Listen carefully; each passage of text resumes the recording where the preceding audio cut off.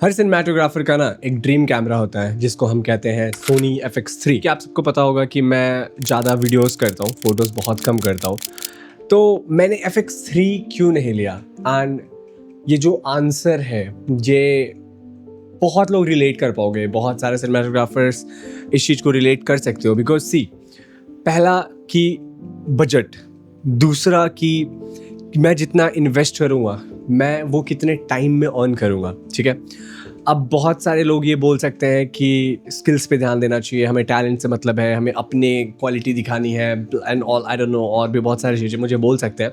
But to be very honest, practical रहना बहुत ज़रूरी है। तुम्हें आर्टिस्ट बनना है, तुम बनो, मैं भी एक आर्टिस्ट हूँ, बट मैं रियलिटी पे जीता हूँ, मुझे रियलिटी पे जीना पसंद है। बिकॉज जस्ट इमेजिन कि मेरा एसन मार्क 5 मैंने आज से 1.5 साल पहले खरीदा था, जो कि मैंने 2,31,000 का खरीदा था। एंड जो मेरा प्रॉपर वो लॉस हो गया बिकॉज ऑफ द लेज़र 1.5 साल के अंदर। ठीक है, फिर मैंने A7 5 लिया जो कि मुझे ऑलमोस्ट 2,32,000 पड़ा है। ठीक है, अब जस्ट इमेजिन कि ऑलमोस्ट 1.5 साल में 5 लाख रुपए लग गए मेरे, ठीक है, कैमरे पे, है ना। अब इसको मैं कब तक कमाऊंगा? ये मुझे कब तक वो 5 लाख रुपए ला के देने वाला है? A7 4 कब तक ला के देगा? A7 5 कब तक ला के देगा? देखो, प्रैक्टिकली जीना बहुत ज़रूरी है यार लाइफ में, कि तुम एक फोटोग्राफर हो, तुम एक सिनेमाटोग्राफर हो, तुम्हें अपने EMI उसी कैमरे से शूट करके देनी है, तुम्हें अपने घर के खर्चे, तुम्हें अपने खर्चे, तुम्हें अपना सेटल लाइफ, सब कुछ इस कैमरे से ही तो करना है ना, राइट? तो अगर तुम 4 लाख रुपए या 3,55,000 के आसपास FX3 आता है, अगर तुम वो लगा दोगे तो क्या तुम उसको बैकअप बहुत जल्दी कर सकते हो? और ये बहुत सारे क्वेश्चंस मेरे माइंड में थे। तो ये वीडियो में ना आपको सारे डाउट्स क्लियर हो जाएंगे। अगर आप भी सोच रहे हो FX3 खरीदने का, तो आपको लेना चाहिए या फिर नहीं, ये सब कुछ क्लियर हो जाएगा इस वीडियो में। देखो यार, मैं जिनको फॉलो करता हूँ वो बहुत सारे creators obviously out of India के हैं। मैं जिनको फॉलो करता हूँ उनके पास FX3 है, A7S3 है, बहुत पहले से इन सब चीज़ों में शूट कर रहे हैं। बट द रियलिटी इज उनके पास बहुत अच्छे इनकम है, उनके freelance rates is so good, उनके प्रोडक्शन हाउसेज है आज के डेट में, वो बहुत अच्छा जी रहे हैं।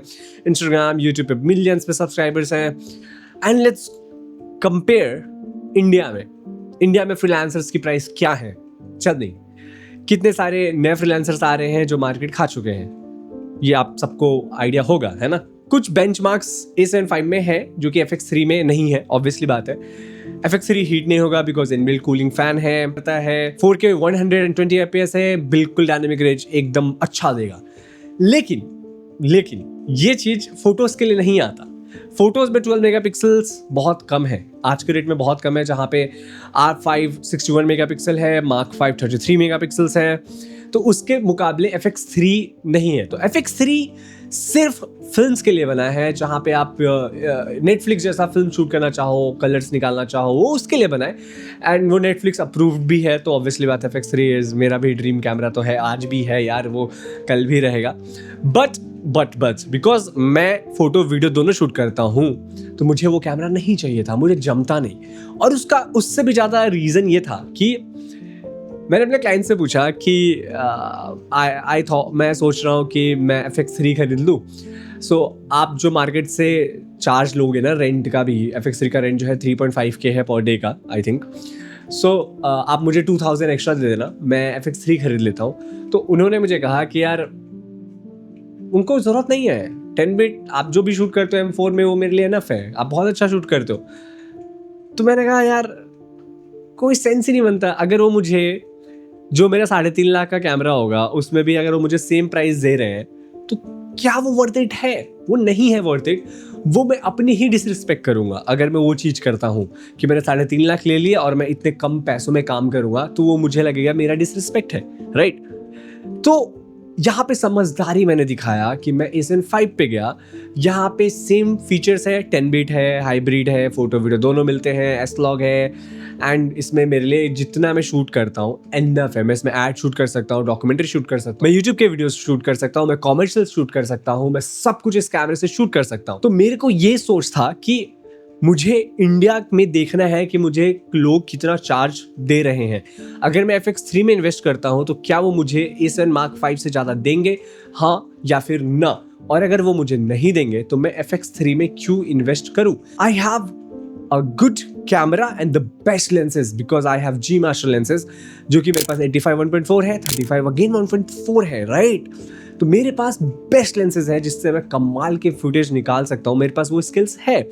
तो आज के टाइम पे जो आप गलती कर रहे हो ना, ये हाइप में आके कि FX3 से आप सब कुछ कर लोगे, FX3 इज ये, FX3 is that and all those things. मेरे को 8 साल हो गए इस फील्ड में, अभी तक मैं FX3 नहीं ले पाया हूँ, और मैं चाहूँ तो ले सकता हूँ बट मैं नहीं ले रहा। क्यों नहीं ले रहा यार? सोचो ना, क्योंकि मैं उसमें ना तब इन्वेस्ट करूंगा जब मुझे वो क्लाइंट्स जिनको नीड है क्वालिटी की, जो रॉ में शूट कराएंगे मुझसे ना, उनके लिए मैं डेफिनेटली FX3 में इन्वेस्ट करूंगा, और उसके बाद मेरे कलर्स और अच्छे हो जाएंगे। अब देखो, अब कुछ लोग बोलेंगे कि यार आप अपने स्किल्स के लिए लो ना, आप अपने कलर ग्रेडिंग के लिए लो FX3 एंड ऑल एवरीथिंग।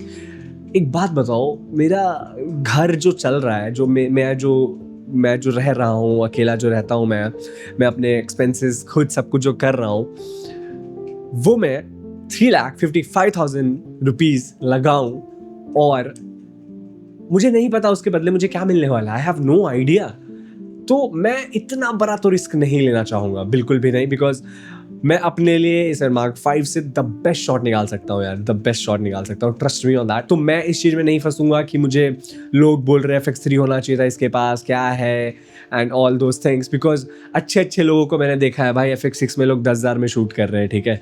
तो वो चीज़ भी मैंने देखा है, और कुछ लोग तो A6 400 में भी बेस्ट शॉट निकाल के चले जाते हैं यार। तो देखो, गियर्स मैटर करता है, मैं अग्री करता हूँ इस बात पे, मैं ये नहीं बोलूँगा कि गियर्स मैटर नहीं करता, बट डिपेंड करता है कि आप शूट क्या करते हो, ठीक है? अब जैसे मैं बहुत अच्छे म्यूजिक एल्बम वगैरह शूट करता तो डेफिनेटली अभी मेरे पास FX3 होता, FX6 होता। मैं नहीं करता हूँ, मैं कमर्शियल शूट्स करता हूँ जहाँ पे 10 बीट चाहिए, G Master लेंसेज चाहिए, वो सब कुछ मेरे पास है। अब कुछ लोग बोलेंगे कि Mark 5 में 4K 100 FPS में डायनेमिक रेंज अच्छी नहीं मिलती है। भाई मैं 4K 50 FPS में ही शूट करूँगा, मैं ऑलमोस्ट सारे वीडियोस 4K 50 FPS में ही शूट करता हूँ, बिकॉज मेरे लिए इतना स्लो मोशन एनफ है, मुझे 100 तक जाने का ज़रूरत नहीं है। मैं नहीं जाता 100 FPS में, बिकॉज मुझे इतना ज़्यादा स्लो मोशन अब पसंद नहीं आता। पहले मुझे बहुत अच्छा लगता था, क्रेजी 4x स्लो मोशन, अब मुझे नहीं अच्छा लगता। इवन वेडिंग्स में भी अच्छा नहीं लगता, कॉमर्शियल्स में तो बिल्कुल नहीं लगता। तो ये वो प्रैक्टिकल चीज़ें हैं ना, कि यार आप सोचो, 2.5 लाख का कैमरा, 2,32,000 का कैमरा, 1,35,000 का G Master 35mm 1.4, 1,08,000 का 85mm G Master 1.4, कितने हो गए? Almost 260 something, and then again 2 lakh जोड़ दो तो ऑलमोस्ट वही 5 लाख के आसपास। इसके एनडी फिल्टर और मीस्ट फिल्टर ये सब लेके चलोगे तो 5 लाख लग गए। 5 लाख का पूरा सेट मैं लेके अगर अच्छा शॉट नहीं निकाल सकता तो कमी मेरे कैमरे में नहीं है, मुझ में है, ठीक है? तो मैं प्रैक्टिकली सोच के मैंने फिर ये स्टेप लिया, फिर मैंने Mark 5 लिया, और मेरा जो प्राइसिंग है कॉमर्शियल शूट्स का वो सेम है, मुझे कोई प्रॉब्लम नहीं है। ये कैमरा और भी अच्छे कलर्स ला के दे रहा है, मुझे कोई टेंशन नहीं है। जिस दिन मुझे ये लगेगा कि अब मुझे FX3 लेना चाहिए, अब मुझे नीडेड है, तो मैं वहाँ पैसे लगाऊंगा, वरना मैं नहीं लगाऊंगा। तो आप अगर एक फोटोग्राफर हो, एक सिनेमाटोग्राफर हो, तो पहले आप ये सोचो कि आपकी नीड्स क्या है। आप दूसरों के बातों पे मत आओ भाई, बिल्कुल मत आओ। ये दूसरे के परफेक्शंस पे आप मत आओ। आपकी कहानी अलग है, आपकी जर्नी अलग है, आपके रोड्स अलग है, उनके रोड्स अलग थे, आपके बिल्कुल अलग है। तो आप अपने पे ध्यान दो, अपने फैमिली पे ध्यान दो, अपने ड्रीम्स पे ध्यान दो, अपने नीड्स पे ध्यान दो। उस चीज़ को समझो कि इससे मेरे को घर चलाना है, इसी से मेरे को कार खरीदनी है, इसी से मेरे को सब कुछ करना है, राइट?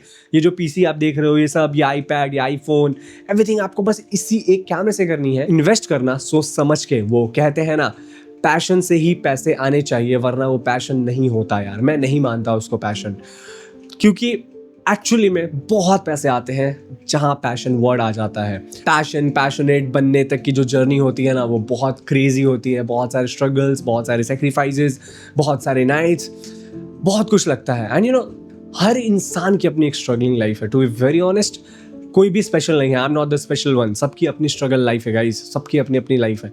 बट अगेन, थोड़ा सा मैच्योर होके ही डिसीजन लेना अगर आपको एक कैमरा लेना हो तो। क्योंकि मैं लास्ट में भी जाते जाते एक ही चीज़ कहूँगा, चाहे तुम कितना भी अच्छा कैमरा खरीद लो, FX3, FX6, FX9 या रियल एक्सा सब खरीद लो, लेकिन अगर तुम्हारे पास स्किल्स नहीं है ना, तुम पैसे कभी नहीं कमा पाओगे।